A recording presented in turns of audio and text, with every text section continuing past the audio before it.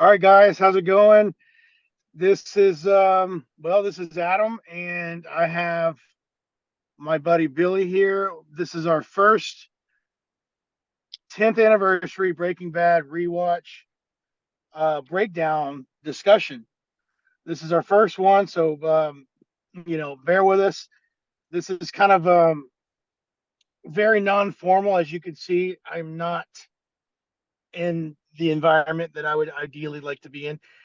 I'm sitting in a parking spot, and we're doing this in the moment. We'll just say that. So I wanted to kind of introduce ourselves, and again, you guys know me, Adam, and we are going to discuss the Breaking Bad pilot, episode one, season one. 10 years after the fact, Billy and I met about 9 years ago. Actually, 9 years ago in a month from now, Wow. because of Breaking Bad. Yeah, and it's because of the show. That's how we became friends, and we owe it all to the show. And you guys will learn more about that in the subsequent episodes because it's a long story, but it's definitely one that I think, for I could speak for he and I in our lives, that we'll always remember, because it's a TV show that brought us together. And here we are 9 years later and talking on the daily. We live 2,000 miles away and still going strong. So, without any further ado, I want to introduce Billy. This is William Dickey, Billy Dickey from Maine, Central Maine, I believe. Correct me if I'm wrong, but go ahead and introduce yourself, and we'll get into this.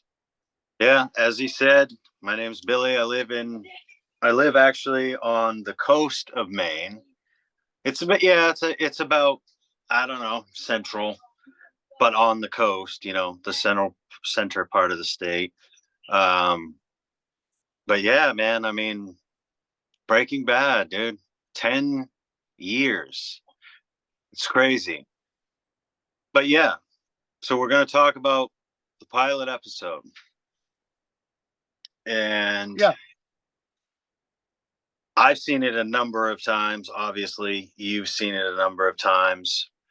So it's always good to rewatch and or even just recap and refresh. But which I did recently, and I gotta say, man, it's still there. You know what I mean? All those things are yeah. still the very opening shot of those pants flying through the air into Hajali.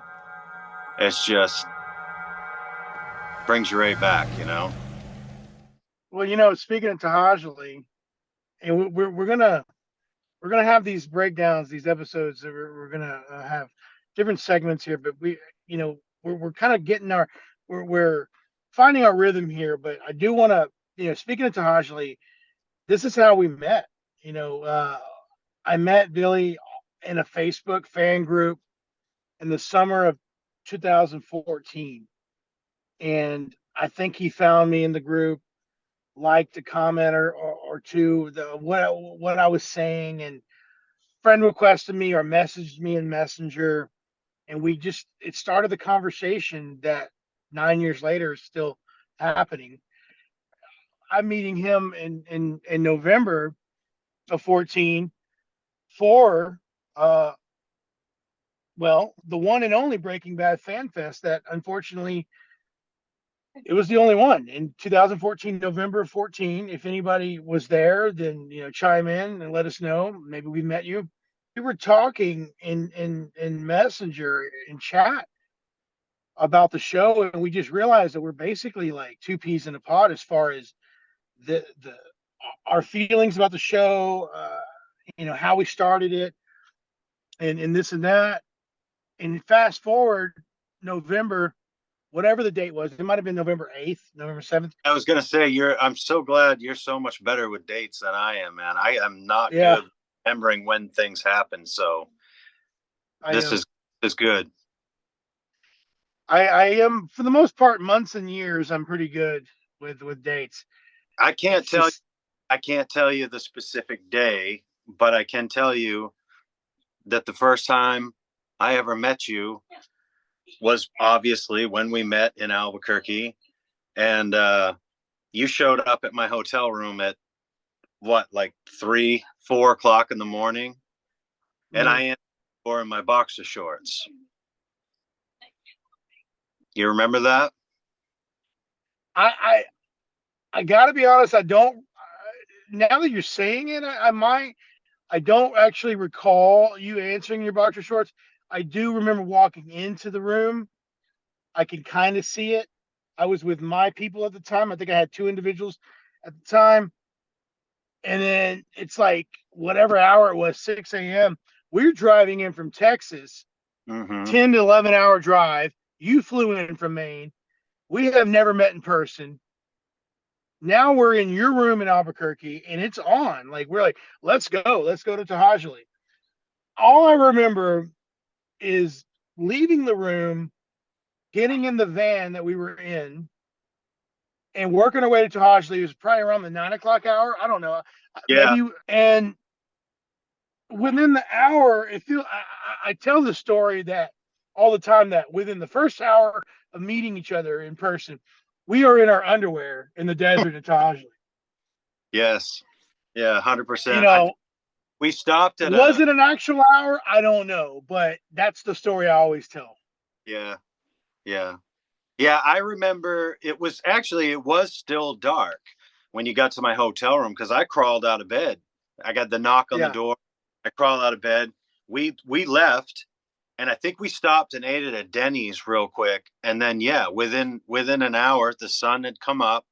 We were in Tajaja because we wanted to make the most use of all the daylight we had. So we yeah, just hit the ground running, and we went to the Holy Grail first. right. Yeah, the Holy Grail. This is where it all started. This is the opening scene of the opening episode of a story that, I mean, just I could speak for probably hundreds of thousands changed their lives as far as TV and drama TV goes. We were in for a ride. We had no idea. And would you see these pants flying and over that iconic rock, which is now one? We'll get into Mm, that later. Time, it does its thing, but we're there. And this is where it all happened. Now, we didn't know exactly where everything happened because it's our first time. We're just taking it all in, and in the episode, okay, so talking about the episode, we don't know what's going on. We got these two guys, obviously a younger dude and a middle-aged dude in his underwear, and they're in some trouble. And now we are introduced to Walter White and his family, and who is Walter White. And we get to kind of just to learn more about who this guy is. And so this brings us to our next location, which is the Walter White house. And which we did go to on that same trip. mm-hmm. Might have even been the very next stop. Um, Now at the time when we were there in November 14, the house looked exactly like it did in filming. Today it looks quite different, and I know a lot of you can that have visited since in the last 10 years have their own experiences. But at the time, it looked exactly like it did, and most of you know that none of the inside was filmed um, inside the actual property. It was all exterior shot. So we got our exterior shot, and so we were introduced to this guy. He's a middle aged guy. He's kind of down on his luck. You get to see these moments of hardship. He's on his ride home for his birthday, and he's having a hard time closing the glove compartment in his car. Shit's not working in his car. The water heaters. His son is making comments about the water heater. Um, get a new one, and his wife is serving him veggie bacon to so that they can get their cholesterol down. I mean, it's just this mundane. It's not bad. It's not a terrible life, but this guy, it's just we're getting the beats of what this dude is going through. He's a Mm. chemistry teacher, and he's brilliant. We get to see that because of the plaques on the wall. his accomplishments. There's more to this guy than what we know. But what's so great about all of that stuff that you're saying is that's all obviously character building, but it's all Right. stuff that most people can relate to in some way. Feeling inadequate, and that's just another thing that's so brilliant about this show is, and I think that's part of certainly for me what hooked me right away was, you know, I'm not a high school chemistry teacher, but I can relate. I found ways to relate to some of the things that Walt was going through, that sort of just that mundane, stuck in a rut, and, feeling like there's more to life, and you miss the boat, all of those things. And that just helps you. They're laying the foundation for you sympathizing with this character, you know, and relating to him. And then we get introduced to Jesse, who is like the exact opposite of that, which by the Mm-hmm. way, go off on that forever. The perfect chemistry between those two characters. Yeah, I mean, we all can, and this is what this show did for a lot of people, including ourselves. When this show came out, we were about Jesse's, or we are still about Jesse's age. Jesse's a couple of years older than we are in real life, Aaron Paul. And we're watching, we're obviously connecting with this character more, but at the same time, like we've got parents, we've got uncles, we've got whatever in real life that we can kind of maybe uh, connect the Walt character to. And this show is so good at being able to create, like, there's so much to relate to. It's Mm, all real in real life. Like, well, I remember, and I've told you this time and time again, watching the show from the get go, even though I know it's a television show, it almost felt like I'm watching a documentary, but it's not shot in the documentary style. It's shot in just a way like you're following Walt and Jesse, because you do shortly after, maybe even in episode 2, we start to split two plots. We've got a plot A and plot B subplot, and that subplot ends up being Jesse Pinkman's plot. But you almost feel like you're a fly on the wall in these guys' lives. yes. You don't think about this as actors playing these characters. You feel like you're watching these guys' lives happening in Albuquerque, New Mexico, which I and you too had no connection to. We knew it existed, but we Mm. didn't know anything about Albuquerque. And all of a sudden we do, and we're like mesmerized, especially Well, being in the core. We're location guys, and so we're mesmerized where all this is happening. yeah, that aspect of it was huge. Certainly for me, there was just something about this place, like the way they filmed this, the cinematography, shot it, and it just kind of added to everything you just said about the characters seeming just like real people. Speaking of Albuquerque itself, obviously being a huge character in the show, and everything that you had just said about the characters and how it just felt like watching real people, real lives. The same goes for Albuquerque, like the beautiful cinematography. This was one of the biggest things for me that roped me into the show. Was just, it was something about the way it was shot and the vibe and the score and all of that stuff. You're seeing all these landscapes and the imagery, and I just remember thinking, this feels like a real place. I don't know how to describe it. I mean, obviously it is a real place, but it felt like this fictional story that's being told, this journey that we're going on with these two characters and the place in which it's happening. All of it felt so real. It really helped sell it.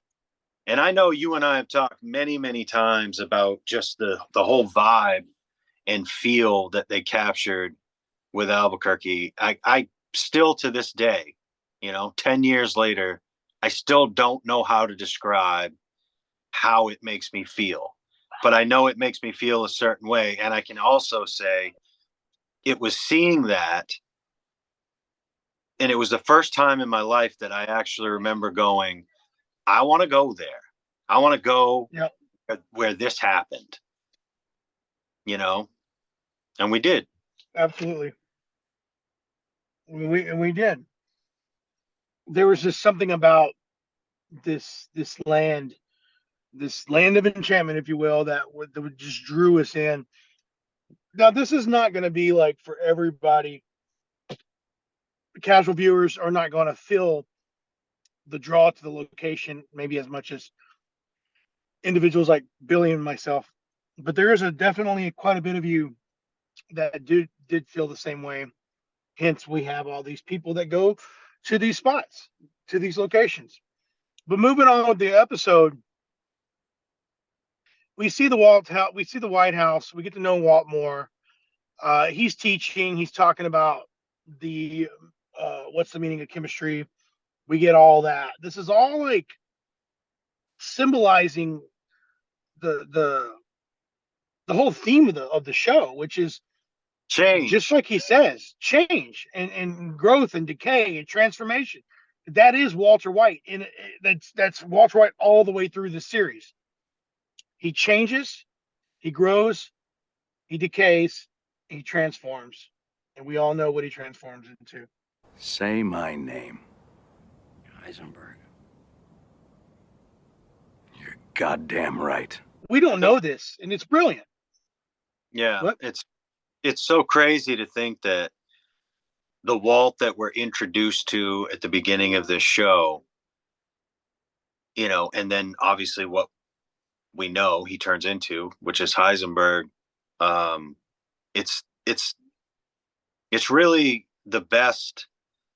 I mean, certainly in my memory, it's the best character um, growth, if that makes sense. Mm, Take character from point A to point B by the end of your series or by the end of your film. They start out this way, and when it's all over, they're this way. Polar opposites. like Vince said, Mr. Chips, Scarface. Scarface, You yeah, know, absolutely. Like this was. I think it helps that it's episodic television too, and not a film. You have more time to get to know these characters yeah, and absolutely.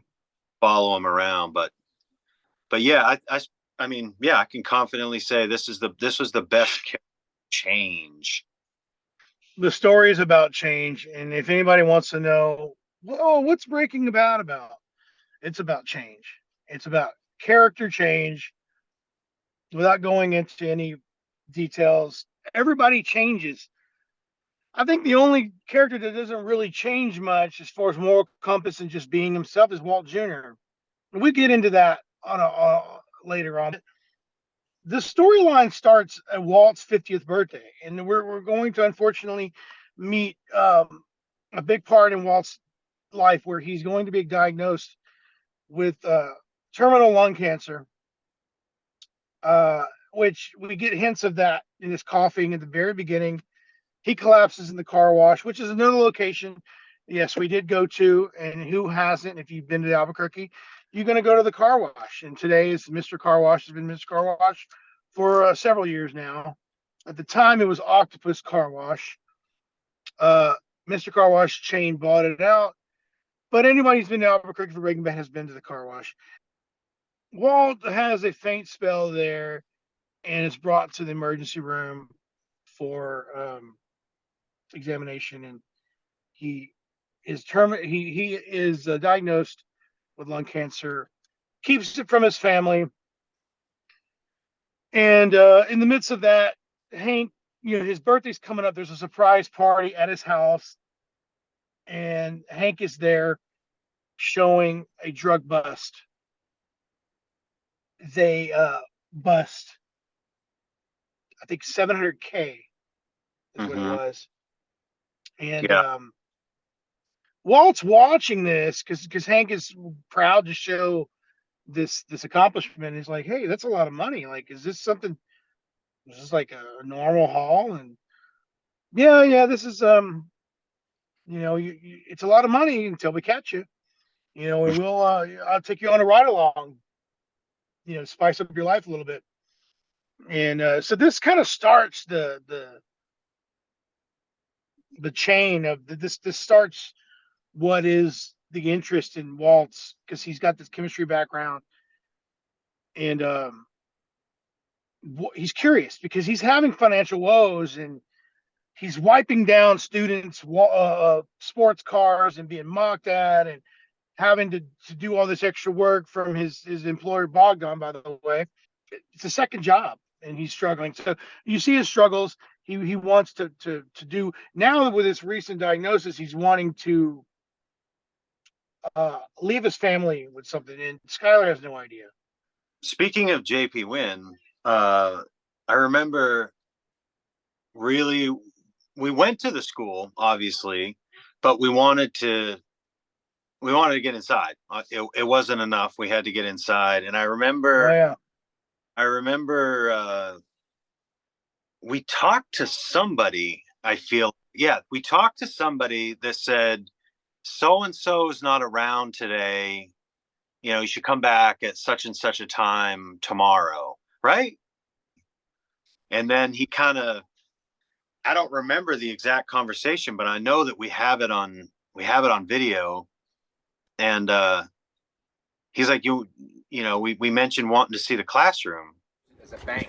They made it over to look like a bank. Oh, right, yeah, we saw the credit union down there. We saw that too, yeah. Yeah, that's the credit union. Yeah, this is definitely the stairs. Yeah, he was coming down this side of the steps. Yeah. Yeah, and he drops. I was here. You were here then? Yeah, I saw it all. The majority of it. They filmed Fright Night here too. Is that right? Was that here? That was done right there in the B&E Academy. Oh wow. Yeah. They've done a lot of films here at this school, man. And he literally took us in. He was like, yeah, I'll show you. Now, what they did to this classroom is they took down the whiteboards and they put the green ones and stuff like that in the science lab. Oh, to make it look like it was older, like yeah. Because now today it's all white. Right. So it looks a little different. But this is the actual classroom that they filmed in. Are you serious? Yep. Like you see that board there? A lot. And I guess, what was it? And I mean, that's the kind of luck which you'll see and hear about in future episodes of this. That's the kind of luck that we have and have always had doing this stuff.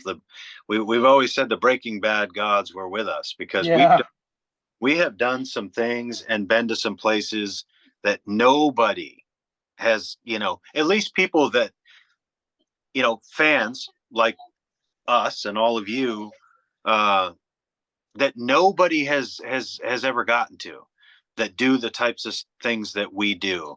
And getting into that classroom, I mean, to my knowledge, and I don't know if you're aware of anyone else, I don't think anybody else has done that.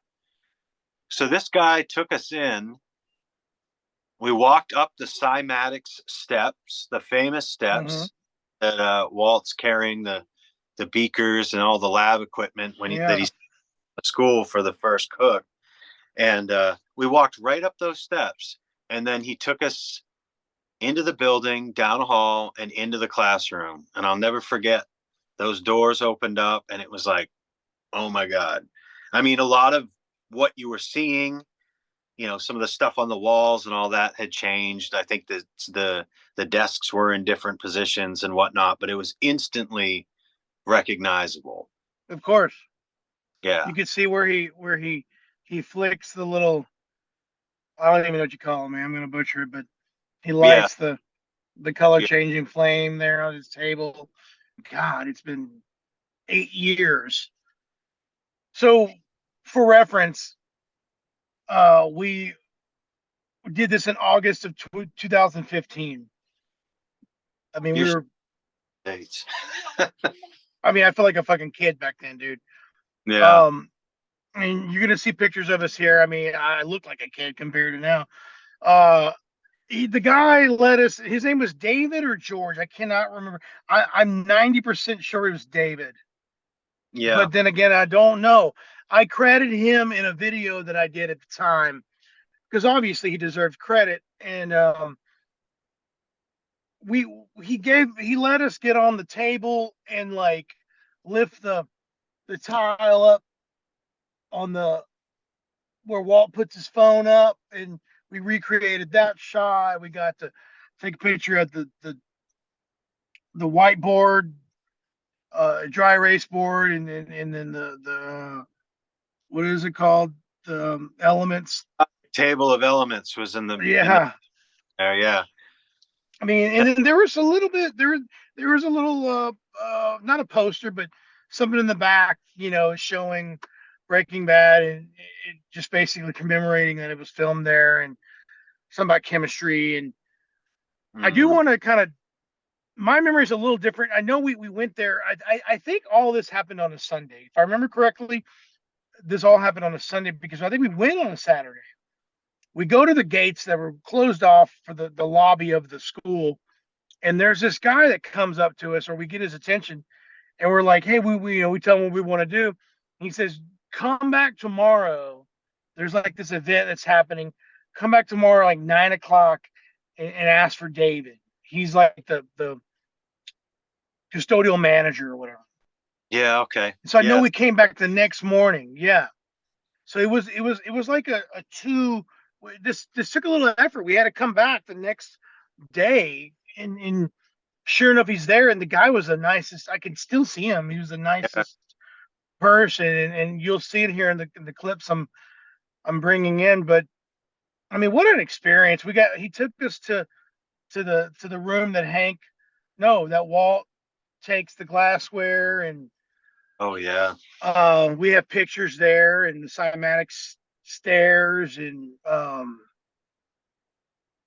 yeah, I as don't. far as we know, no one has gotten into this area, and there's a lot of people that are into filming locations since the show that have seen a bunch of, if not most of the show's locations, but the school just seems to kind of have been off limits. And you and I to this day, I mean, we're just now really publicizing this information. Yeah, we got some pictures on Instagram and stuff, but we're just now actually sharing that we got into the school, 8 Mhm. years after the fact. Yeah. Rio Rancho High School. Rio Rancho High School, the same. So JP Wan was consisted of about 3 or 4 different school properties, including El Dorado, which is also seen in Better Call Saul and Stranger Things season 4. Uh, a couple of different locations, but this Walt's classroom was in Rio Rancho, and I think the parking lot is where Hugo, the Yes. janitor, is arrested. Yeah. The Other flagpole. than that, I think they take it to different spots. That drug head So, Archuleta was but arrested right over But there. that was so a yeah, I mean, mhm, that was a white whale of a location for us. Big time. absolutely. Because I mean, what are the chances you're going to get into a high school classroom on a weekend? You know. I mean, we had the fact that it was summer. That was on our side. It was August. The school it wasn't in session. So I mean, we other than that, we wouldn't have been able to had if we would have went in October or something. We would have been turned away. You know But what else? I have seen other you know people who have visited filming locations. I have seen people on the cymatic steps, but okay, I've not seen anybody in that classroom. And it's one of those things. I feel like if somebody else had done that, we would have seen it or about it by now. I think the cymatic steps is more of a I don't want to say public area, but if you're gonna get anything at the school at Rio Rancho, the cymatic steps is going to be more likely for you because all you got to do is get into the courtyard Mhm. and you're there. But we were actually escorted up the cymatic steps. I can see it right now, and you can see our path going into the door. I mean, Walt's classroom is right there. I And remember it like it was yesterday. the interesting thing about that courtyard too is that it was all fenced in. Like they had those big gates. You remember that? Those big metal Hmm. gates on all sides. So it makes sense that on the weekends, all those gates are closed up. If schools and I'm sure those gates are open all day long. There's just big swinging gates, you know? Yeah, So it'd be easy enough to get to the steps, not so easy to get into the class. right. So another key moment from the pilot episode was when Walt Jr. and Skyler are going. He's like getting new clothes, school clothes, maybe. I'm not sure. Oh yeah. Anyway, yeah, he's getting clothes. And so they're in this store, and he's shopping around, and he's trying pants on. And I remember Skylar saying, I think she has a line, and she says, do you want me to help you or something like that? And You want me or do you want your dad? yeah, yes. And then Dad. the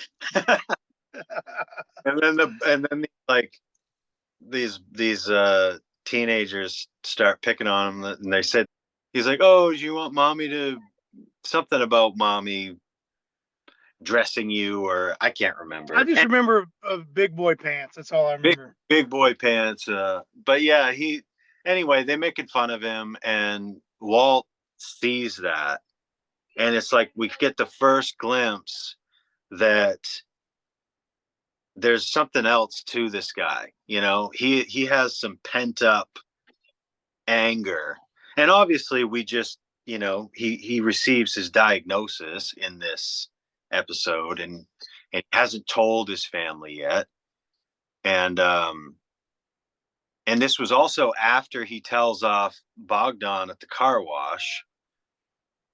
um Yeah. so he's like angry, and so he goes over and kind of kicks that, yeah, he kicks that kid's leg, and then he says, He kicks what? him in like his shin or something. Yeah. Yeah, the back of his leg. He's like, what's the matter, having trouble walking? But anyway, Yeah. yeah, another Take your best shot.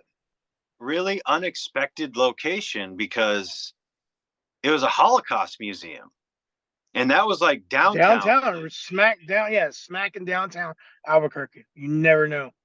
You know what I remember about that too?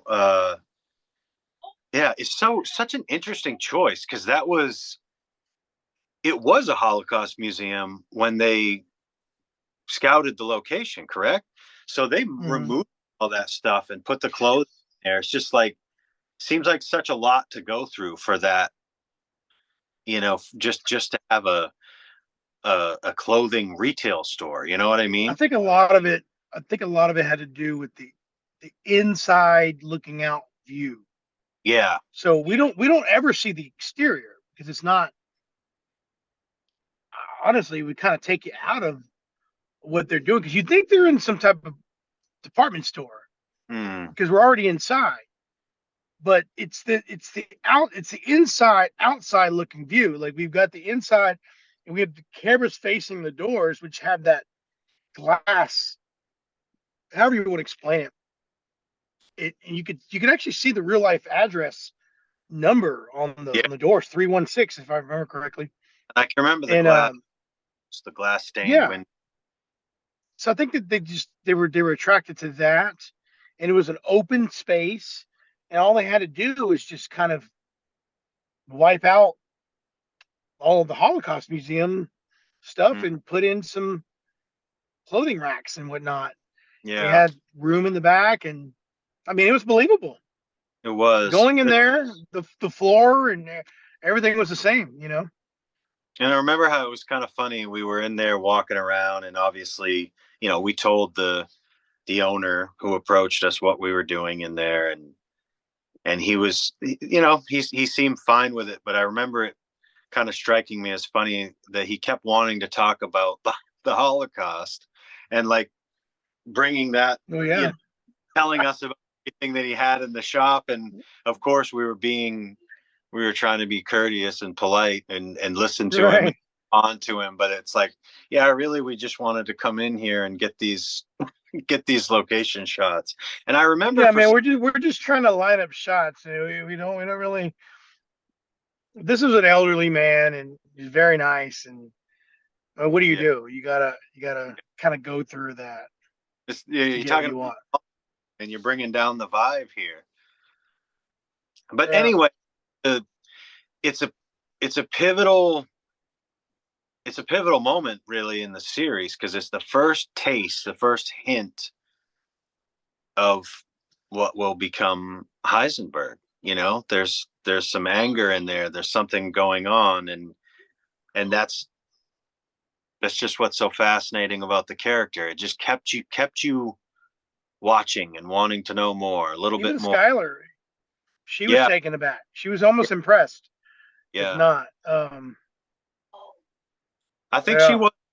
I think she was impressed. And the other thing, the other reason that moment really stands out is because up until that point in this episode, Walt has been very passive, and he's just existing. He's not stepping out of his shell. He's not being what he's capable of being. He's just kind of going through the motions, and he's miserable. And it's the first time we see him kind of come to life. And this is nearing the end of the episode.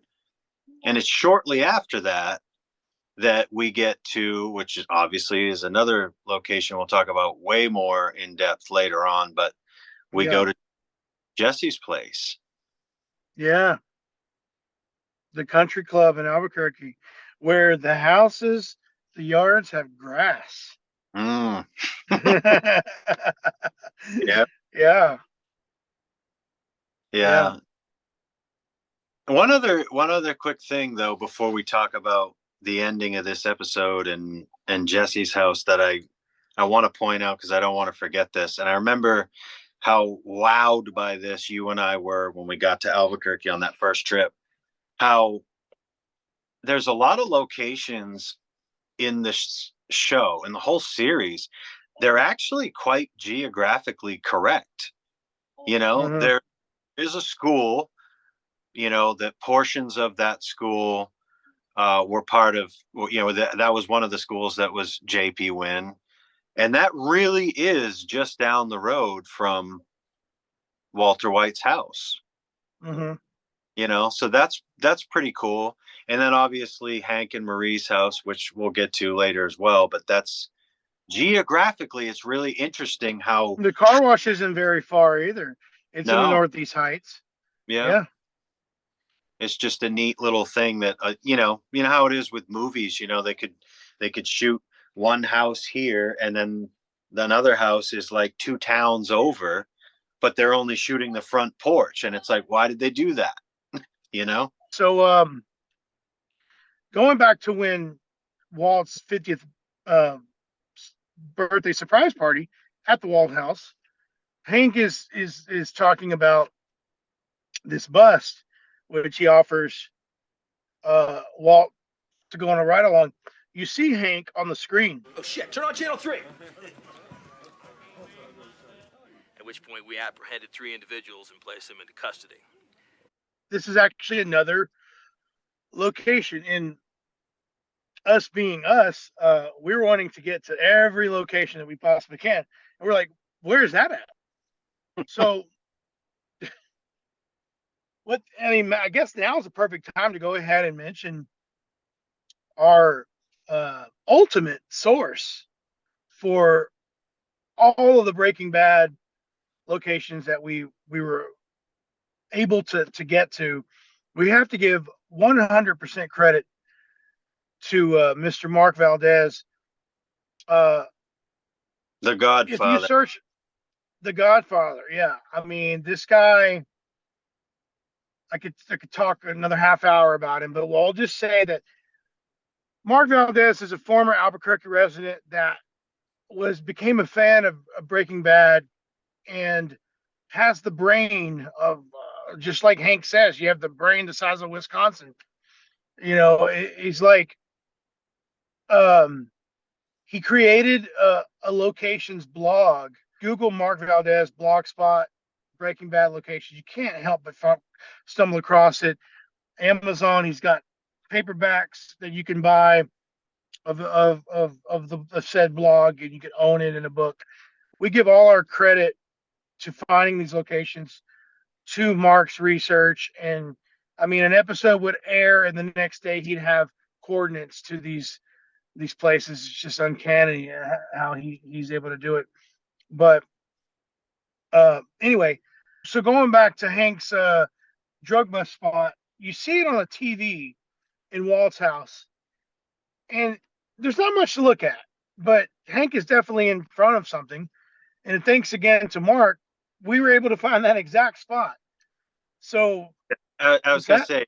say it's important to add here as you're telling this story how ridiculous this is, right? I mean, just think about this for a minute. This is an image that we're seeing on a TV screen in another shot Mm-hmm. with TV and this building, residential area in the background.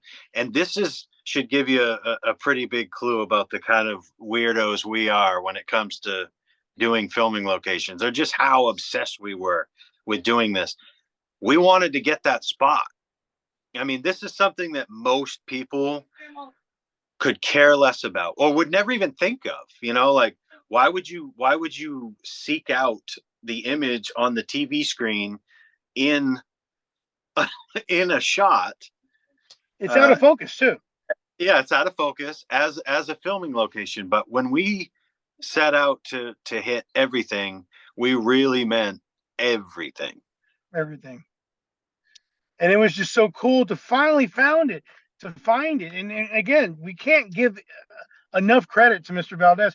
We would have never found that on our own.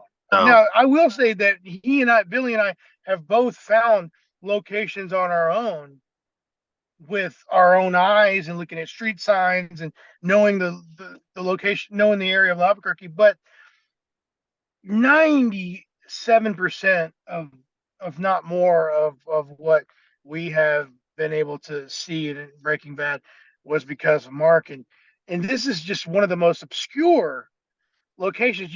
If you look at this shot here, like there's not much to look at. Like I could see it in my head. You don't have much to work with. No. It is like you have to know that building.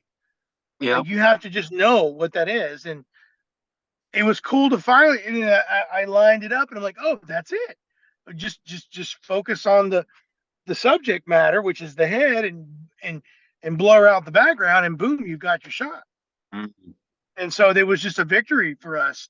And this is not even a big deal. This is not even a big, but for No. us as location nerds, I mean, it's like, yes, we got this one. Who else? Again, this is another one like the school. Who else has done this? Mm. So But we in were this just set out to get everything. in this particular case, as opposed to the school, it's like, who else cares? Exactly. How many other people would care about that shot? But I love it. I mean, that's just what we did. We were creationists, and with Breaking Bad, it was like we're gonna do absolutely everything. Emilio's house is actually in Rio Rancho as well. Mm. Cookie cutter neighborhood. And we found the spot. It took a little bit. We're like, which house was it? We found the actual house, but obviously we couldn't get onto the property, see the window that was shot out, see where the dog was, and all that. I mean, we couldn't get inside, so that's not that important. It's just the exterior. But what's more important is the next door, which is where we get our introduction to Jesse Pinkman, Jesse Bruce Pinkman. He's coming out out of a side piece, if you will, and he's falling out the window. He's falling out the window, and that's when Walt recognizes that's a former student. So flash forward, so that house, we did find right next door to Emilio's. we did get to get up against the side of the house there. Do you Yeah. remember that? Get up to the side We of the house? walked up. Yeah. Oh, shh. Yeah. That's But right. We sure did. we Yeah. got to remember, and I'm sure you'll see the photo here, but this was also back at a time when, I mean, God, what iPhone model was out at that time? But that 2014. but that's what Yeah. we were using, and but also like this was also a time where we were both kind of just getting our feet wet with how to document a filming location. So it was a lot of like just stand in the spot and I'll take a picture of you in the spot, and then we'd swap. I mean, to an extent, there were definitely moments where we or locations where we really did try to like line things up as best we could, but we were still doing it from memory. This was not we have the screen grab, we're looking at the screen grab, and we're matching the frame. So this was We before all. obviously can't. We obviously can't line up exactly because we're not coming out the window. Right. So we're on the ground level, Yeah. and we're on the property of the homeowner, and we're just like, okay, this is kind of where he fell. Stand here, shh, Hmm. make our shot real fast. You And know, hope nobody's home while we're doing it. exactly. I mean, we don't mean any harm, and of course we get better at that. We start. This will come later. We start getting permissions if not, but I mean everybody who's done locations has definitely stepped on a property and got a quick shot, and that was our forte into that, if you will. Mm. So But yeah, back to Jesse's where we end this episode. yeah, so we're now at Jesse's in the country club, and well, what happens, I mean, Walt, Jesse's in there, and this is the aftermath of him getting away, and Walt shows up, and Walt has a proposition. Walt knows about him. This is a former student, and he tells him, like basically, kind of, it's going to be this way or it's going to be that way. But you know the business. And I know the chemistry. And I know the business, and I know the chemistry, and I want to what's the line? He says he wants to cook, and Jesse's response is like, you want to cook crystal meth? You want to cook crystal meth? You. You and me. That's right. Wow. And Either that or Or I turn you in. we obviously have been to Jesse's house countless of times. Now, even when we did get to it, believe it or not, in November of 14, that area had already drastically changed. They had added it wasn't just an open driveway anymore. They had added, what do you want it's to like call it? Not a garage. like a car, like a storage. It could have been like a small garage to put a car in, small Yeah, car, like that open area, it was blocked off. Like there was not, you couldn't see it. and they Like you built up. couldn't walk. Right. Yeah. Yeah, so that pretty much is the episode. We got the start of the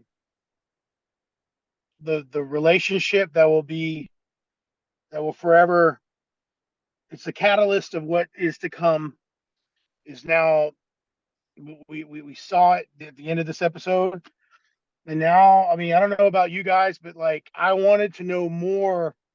What is going to happen with these two people? Like, Mm. you couldn't have such a contrast between these characters, and what's going to happen, like how is this dynamic going to work? And so I guess this brings us to kind of like our afterthoughts 10 years later. Like what do we think? I'll just start with Billy. I mean, what are your, do you feel differently after watching it this this time? I mean, like 10 years after it ended, and I don't even know, whatever year you watched it for the very first time, that many years after. I mean, is like after rewatches and all that, like do you feel I mean, it still holds up, obviously. But what are your thoughts? Well, yeah, it definitely still holds up. But what I think I remember the most is, or when I watch it now, especially these early episodes, particularly like the first season, um, it's like a moment in time, very lightning in a bottle type of thing. And when I look back on it now, I'm just flooded with all those memories of not just watching the show and experiencing it when it was airing and what that was like, but also just, you knew it was something special. You knew you were in for something special. I mean, I can confidently say, and I know you feel the same, like I've never been so addicted or invested in anything, whether it's a film or TV. It wasn't just a great series. I mean, it was just a great piece of art, period. And you could really tell from the onset that you were onto something. And I just remember being really, really excited for the next episode. And what's crazy about that is, I mean, that's from the pilot. And what's crazy is that momentum never ended through the rest of Mm-hmm. the series. Like every episode, it just felt like the pacing was just right on, right on. I mean, there was a couple of, which we'll get into later, but there were a few um story elements that they introduced but never really went anywhere. And I think that's a that's a situation that there'll be some divisive opinions about certain episodes, whether they worked or didn't work. But I can say every episode of this series worked for me. But there were a couple of things that you know I guess if you wanted to say it dragged the pacing down a little bit, you could say that. But we're only talking an episode or maybe even like half an episode. But we'll get into that later. Um, but no, man, I mean, that for me, I mean, that's pretty much it. Rewatching it really just, so much comes back about the show itself, about the time in my life, and obviously meeting you and starting the adventures that we've continued to have um, since those early days. It's going to be really fun to take a trip back down memory lane as far as Breaking Bad goes and all of our adventures in Albuquerque. So I'm really looking forward to this. Yeah. Speaking of more to talk about, there is loads to talk about. Can't do it all in this 1 hour, but this is it. This is our first episode. Forgive us for the whatever you want to call it, uh, the lack of formality or non-professionalism, whatever. We wanged this episode. We I won. mean, we won this episode. Uh, I mean, I did not want to do this in my car, but I had a lot of time tonight. This is a Sunday night. It's actually October the 8th. I wanted to get this recorded as close to September 29th, and I meant to mention that earlier in the beginning of the episode. It is just around as we're recording this. Yeah, just after a week from the 10th anniversary of Felina, the perfect final, the finale of Breaking Bad that aired September 29th of 2013. We're just over 10 years later. And I had a lot going on. I mean, I've revisited Albuquerque actually last weekend, and we weren't able to do this then. In the perfect world, we would have recorded this on 9/29 of 23, but it's okay. We're still close enough, and we have a lot coming for you guys. There's so much to delve in, and again, just to kind of set your expectations, this is not going to be your normal discussion. We're going to break down every episode. Everybody has done that in the last 10 years. We're going to break down some episodes. We're going to give thoughts of our episode of the episodes today, what we think of them today.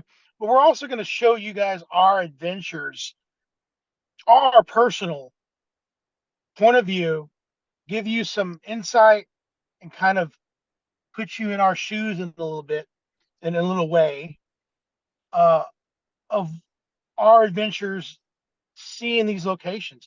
Because this is all about. That we are location guys, and this is a way for us to show what we do, but at the same time, come full circle and talk about this show 10 years after the fact, because this is what brought us together. And I just couldn't think of a better way to do this. So the plan is 62 episodes when we can do this. So yeah, we have lots more coming to you. Stay tuned, subscribe. And this is the opportunity for us to share who we are. Again, this is Billy Dickey.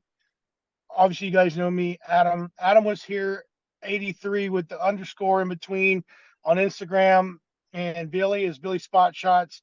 I'll flash up the way you find him on Instagram and on YouTube if you want to connect with us.